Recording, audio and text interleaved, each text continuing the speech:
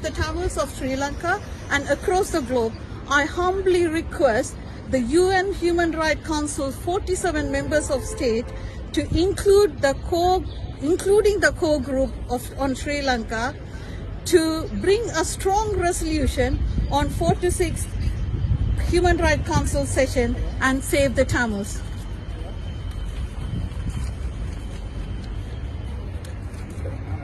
We had sent numerous emails, petitions, over 250, over 500 organizations. We wrote to UK Foreign Office and Lord Ahmed requesting this petition to be heard, and all these minimum referring to ICC or to set up a mechanism similar to Myanmar, IIIM, but we have had no answer.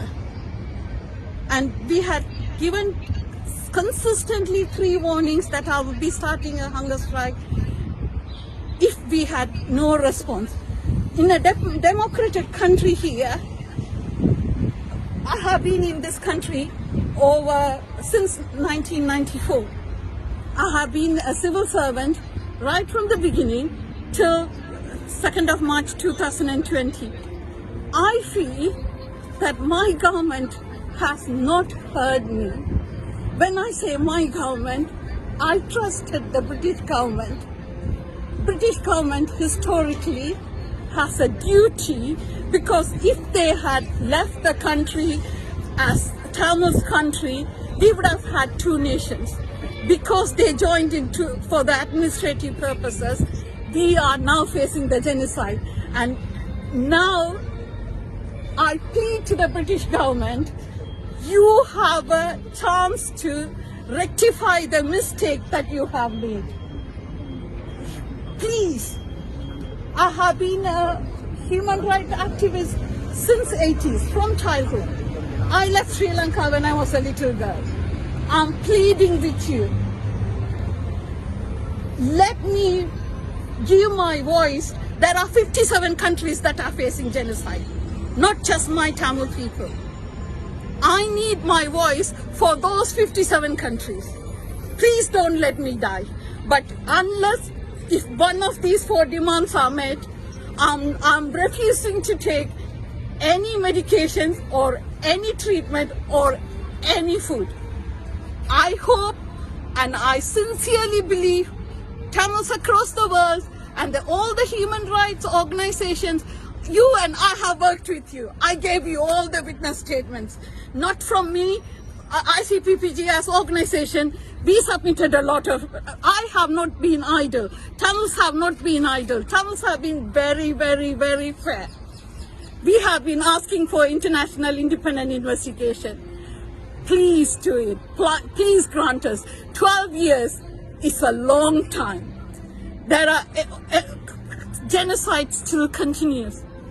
How many in this world knows that every day mothers and sisters are looking for their enforced disappeared loved ones, and while looking, 78 of mothers have died.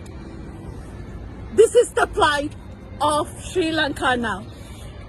1:1 in some places and 1:5 in some places. Between this range, there's army to civilian ratio.